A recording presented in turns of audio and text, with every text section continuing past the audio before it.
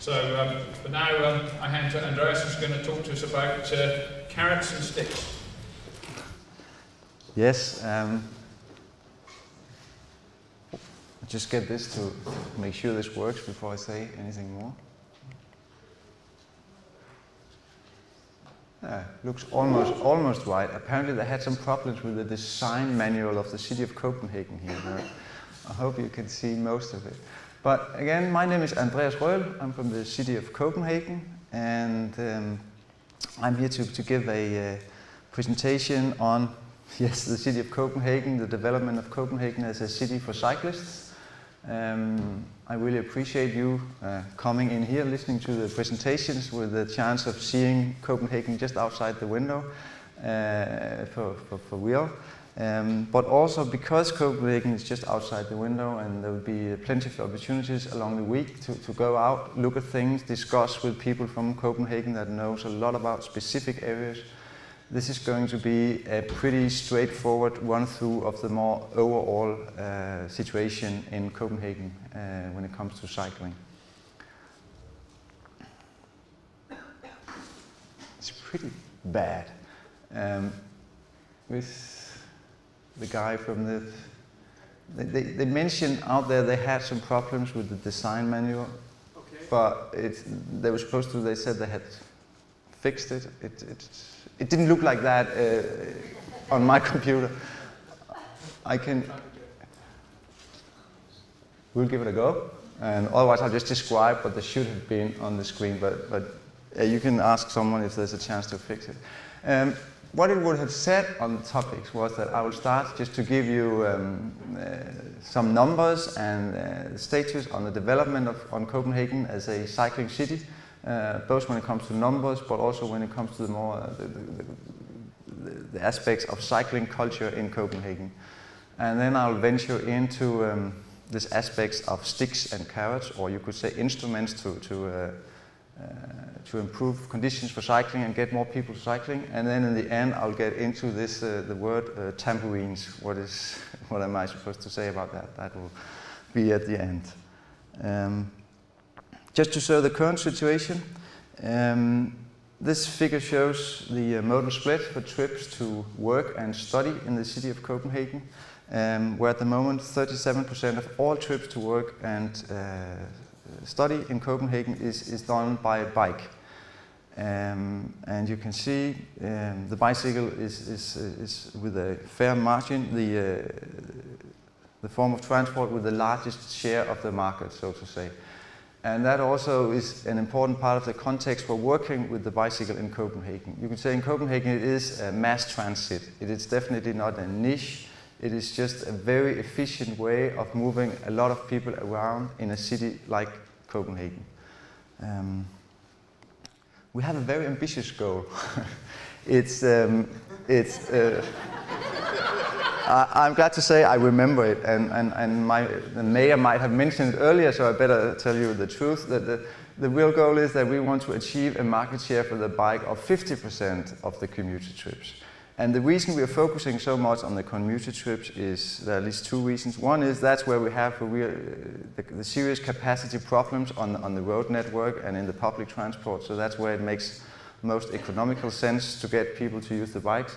But also, if we improve the conditions for using bicycles when they commute to work, of course they're also more inclined to use the bicycle when they're off work and when they're doing whatever they are when they're not working. I'll just give you a few other statistics. The 55% in the left-hand corner is if we look just at people living in Copenhagen and working in Copenhagen, in the city of Copenhagen, which is the central part, which is where I work. There we have a market share for the bike of 55%, so it's more than half that uses the bike going to work or study. The 30,000 is on several of our major roads through Copenhagen. We have between 20 and 30,000 cyclists a day, so it's a lot of traffic coming on bicycles. The 10% is just to illustrate that even on the longer trips where there's a fair share of people who uses the bicycle, if we look at commuter trips between 10 and 15 kilometers, the bicycle has a market share of 10%. Sometimes I bring some photos to show real people that actually do that.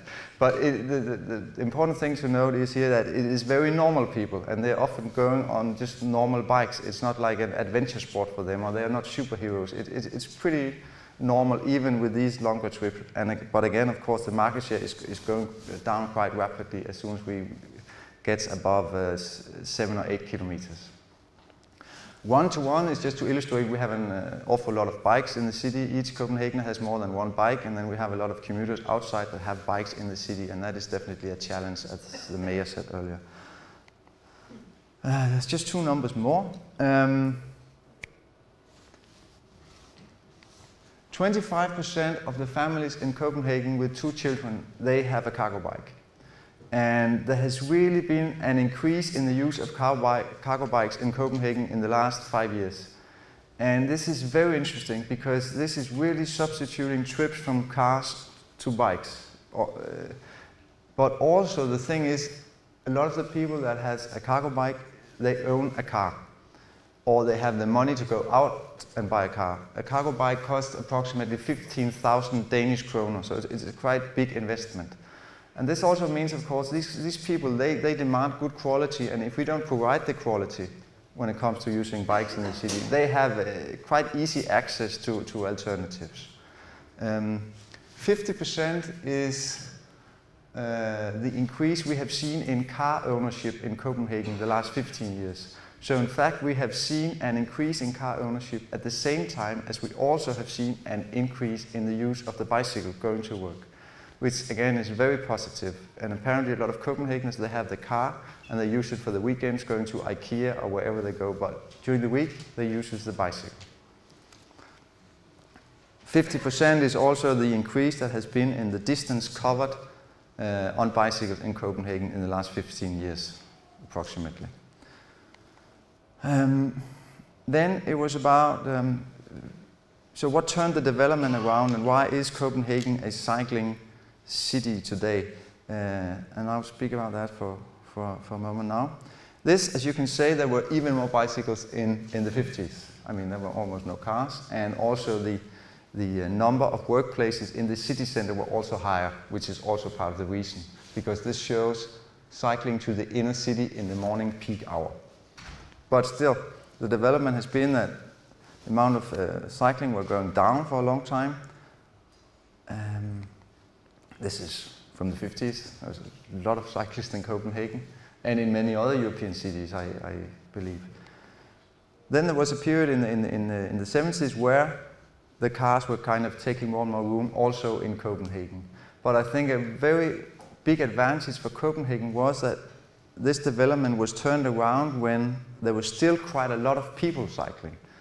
It was still, if not mainstream, then quite normal. And I think it's always easier to get something to grow if you have a starting point.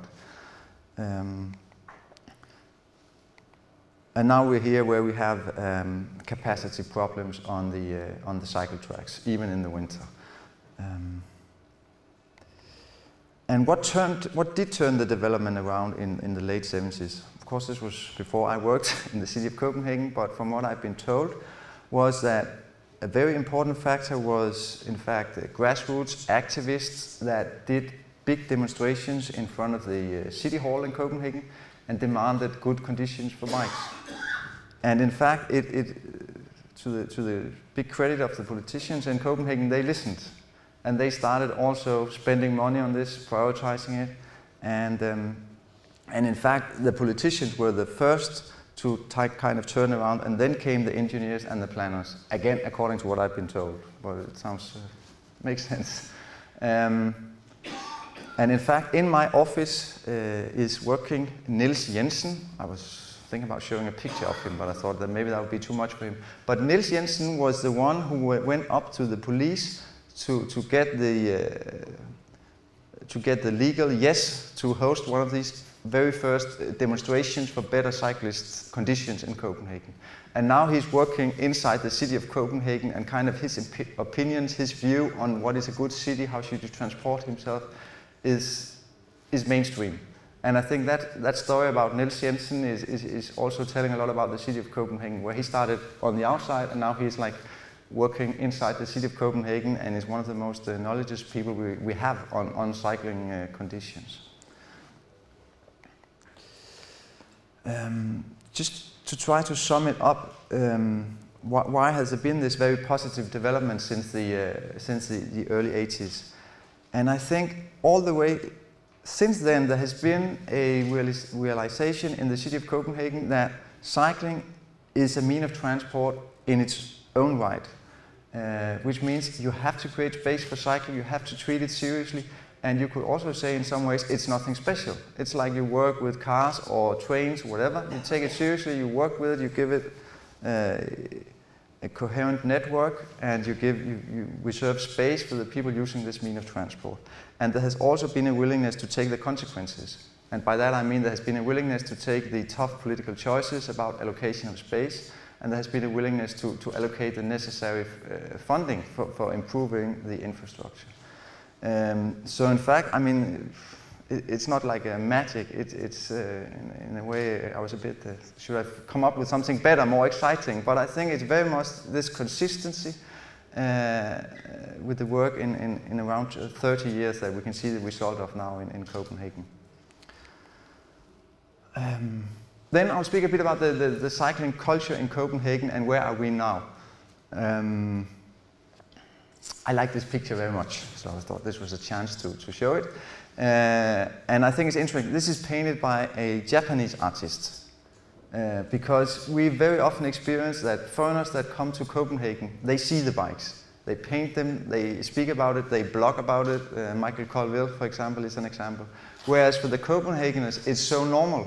They almost don't see it. I was at the Velocity in Brussels last year. There wasn't one Danish researcher from a university.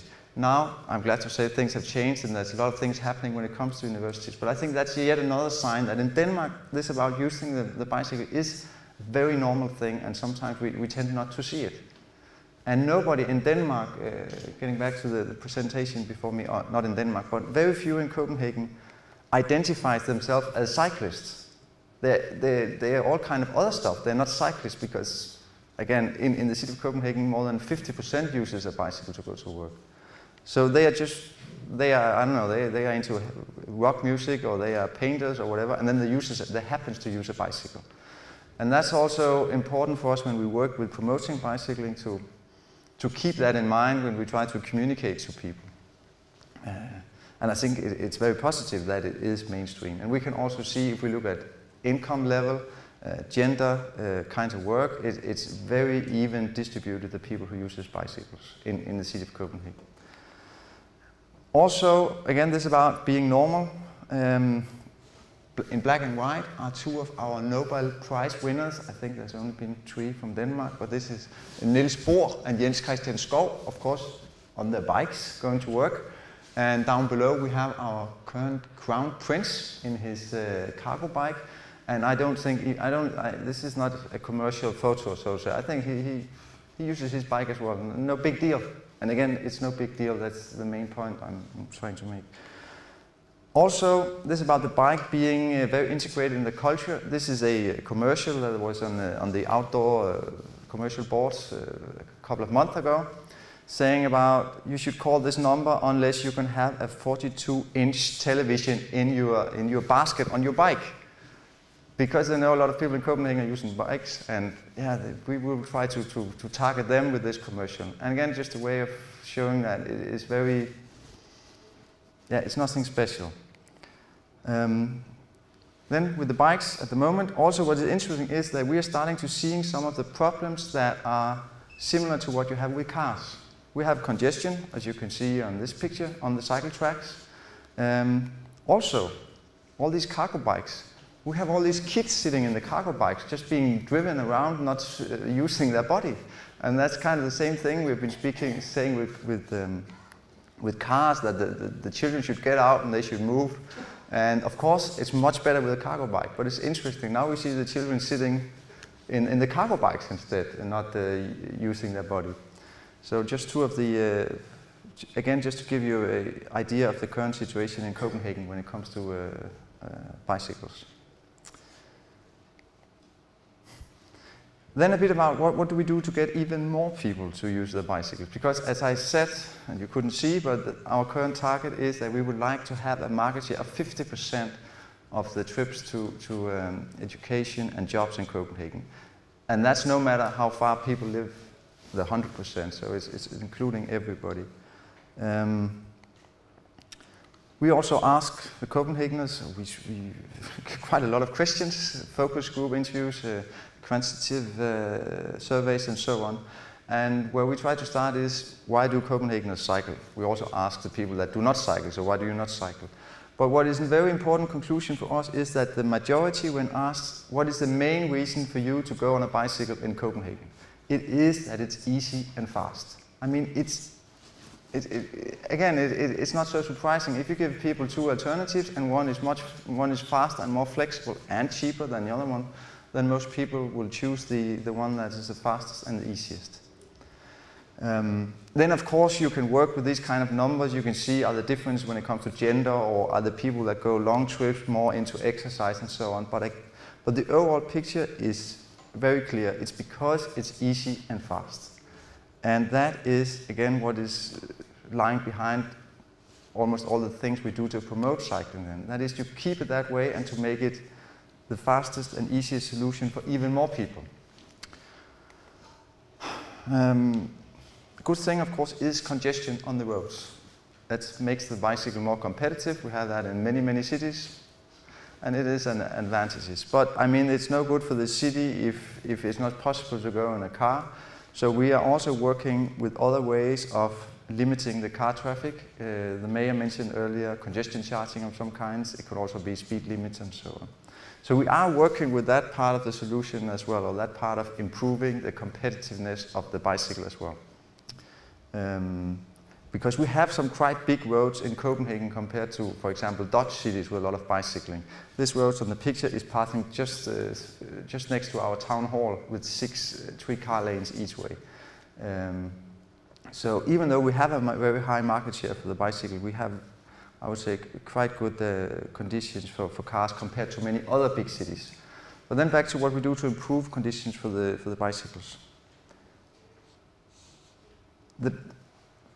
The main thing is we have a net of cycle tracks. We also have green cycle routes. They are not on this one.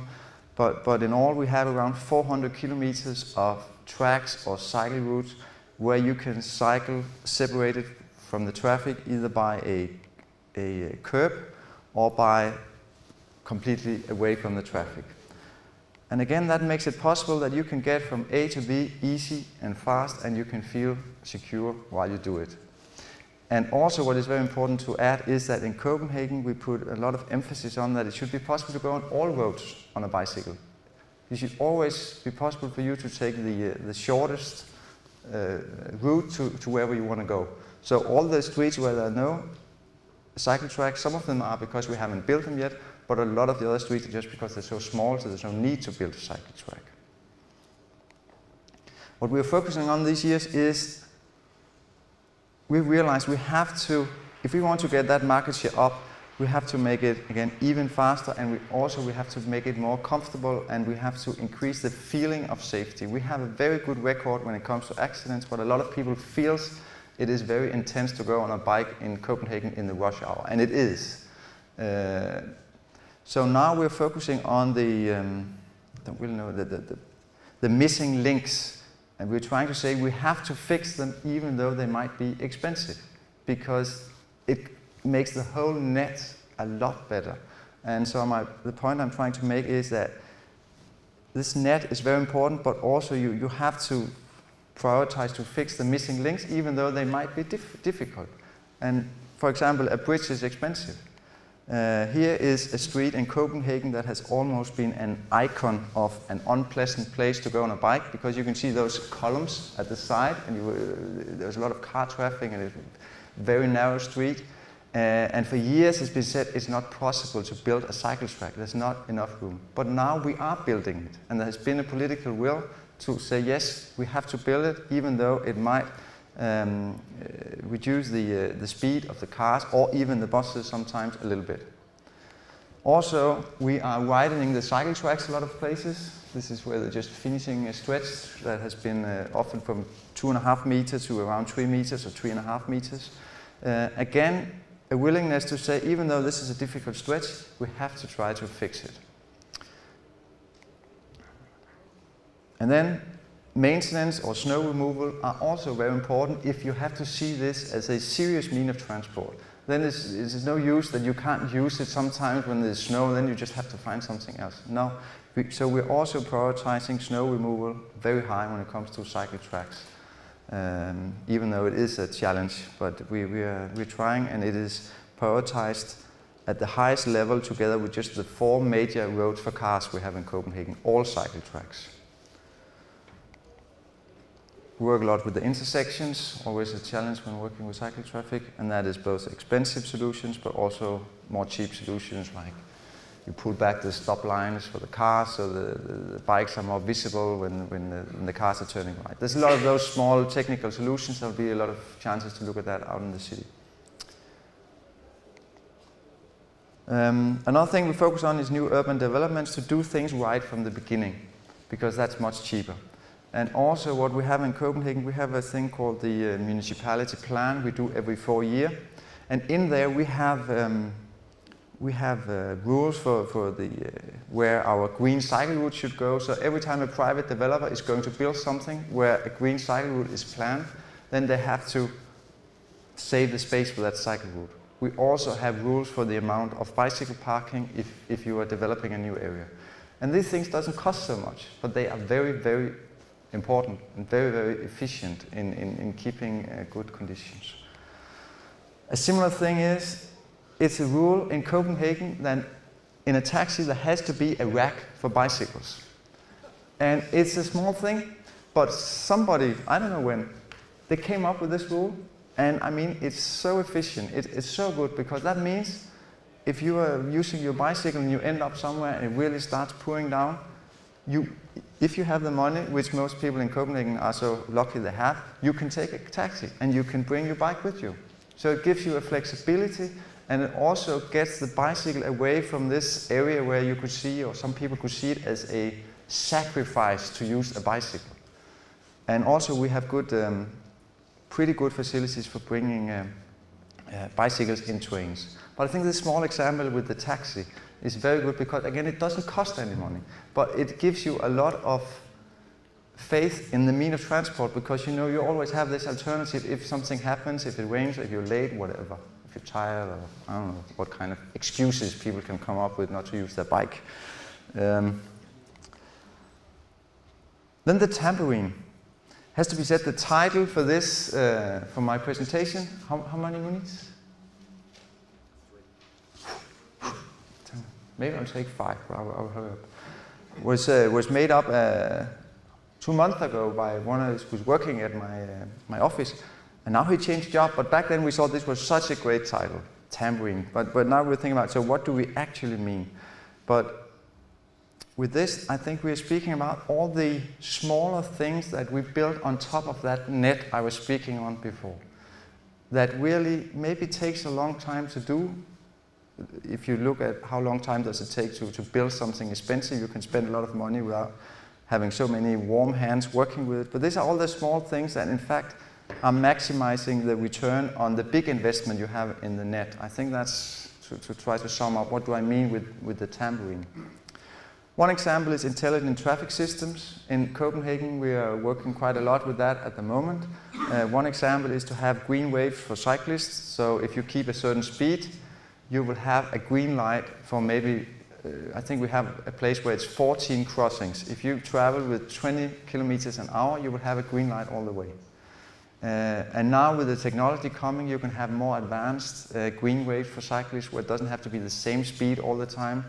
By that, it doesn't create as big time waste for buses as you can do. But we have managed to do green waves 4 or 5 places, and almost without creating extra time, extra travel time for the buses. And again, it doesn't cost a lot, and it's very efficient. This is just a curve to show how it works. On the top, you can see the stretch before. It's 2 miles. You start and then you stop, and then this curve go up and down, because every time you stop, there's no speed. And at the bottom, you can see how it works now, much more fluent and much more comfortable, and a quicker ride. Then are the small things. We really focus on the small things because, first of all, they are important for the cyclist, but it's also a signal that we are seeing the cyclist. We are respectful for the wishes you have as a cyclist. And then sometimes you put a small logo on to show, yeah, we were there. Then we do a lot of events or campaigns or whatever, when if things are done or finished or whatever. And we try always to do it with in a humorous way, in a you could say happy way, in a positive way, but always trying to say to people, thank you for cycling in the city. This is very good for the city. Then we try to work with, I like this picture, because when I see this picture, I would like to be there. It seems this girl is in a very nice position. And we're trying also to work with how can we use these special aspects of cycling when promoting cycling. You experience the city in different ways. You can feel the weather or whatever, all those kind of things. Then the last point I want to make is that we're doing quite a lot of things out in the city that are good. It is infrastructure, and it has a function. For example, this one, which is at Nørrebrogade, where there's one of the one-on-one tracks, so you can go have a look. It is counting the bikes passing by. But the most important thing from this one, seen from my perspective, is not the function. That's again the signal. It tells people, we see you, every cyclist counts, which I think is a very important signal for a city to send if you want to promote cycling. Another example is this one. This is also on the one-to-one sessions. It is for cargo bikes, where we're doing try to develop different ways of improving parking for cargo bikes. And at the same time, the design hopefully illustrates that you can have 4 cargo bikes where you can have 1 car. But also, it is function. People with cargo bikes, they need a place to have their helmets or their stuff, whatever they have in the cargo bike. And here they can have it inside, they can lock it. Then we're doing trying with garbage cans you can hit while you go on your bicycle. Of course, you should have that. I mean, why not?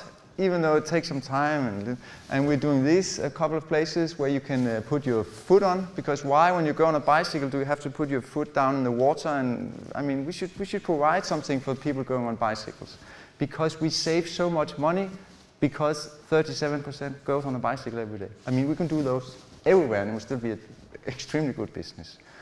And these are really being well received by the citizens. Just now we are doing an evaluation where you can send in SMSs with comments, and they're very positive. This one is just saying in Danish, it's crazy, it's so good. I love this footrest, are using it right now. And there's a lot of those comments. To sum it up, as I said, the market share now is 37%. It is, if we look at people between 20 and 50, there's so many people using bicycles. If we're to get even more people out on the bicycles, we have to up the level, one more level up, because now it is, for example, we need more children, because then the parents can go next to them. I don't know why I want to show that, it's a good picture. We need more elderly people. We need people that maybe had an injury, that feels a bit insecure cycling. All those kind of people, we really would like if they could have a good feeling cycling in Copenhagen as well. And you can compare children a bit. No, I will not go into that one. But this is the point I'm trying to make, that on a highway, you would never expect there would be trees and suddenly you had to move your car and get in one lane, or you had maybe somewhere you had to get out of your car and push it for 100 meters and then get back in, and then you could drive. But it is sometimes, even in Copenhagen, we have places where if you look at it as a serious means of transport, you have to say, this is not good enough. We cannot, this quality is simply not good enough, we have to provide better quality. So we're really working with creating this net I mentioned earlier, and to get a quality that makes it possible for even more people to go fast and easy, and at the same time feeling comfortable and safe around in the city. A lot of people can do that today, but we have to improve it even more. And that is, again, it's not very magic or whatever, but that is the main thing we are working on. And then on top of that, all the tambourines. because that, again, that's what maximizes the effect on the investment we do and signals very strong to people in the city that we respect their choice of transport and we are very happy they choose the bicycle. So I think that's the main, that's the bottom line. No more from me.